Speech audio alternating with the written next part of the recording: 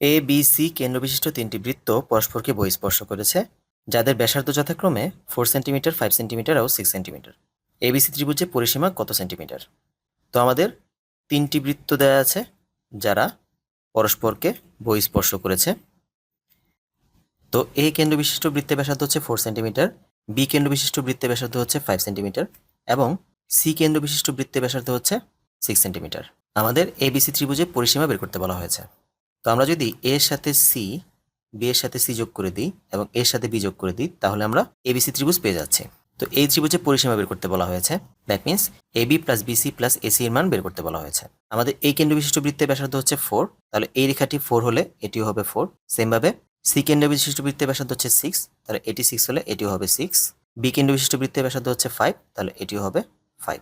তাহলে এবি বাহুর মান দাঁড়াচ্ছে 4 প্লাস 5, এসি বাহুর মান দাঁড়াচ্ছে 4 প্লাস 6, বিসি বাহুর মান দাঁড়াচ্ছে 5 প্লাস 6।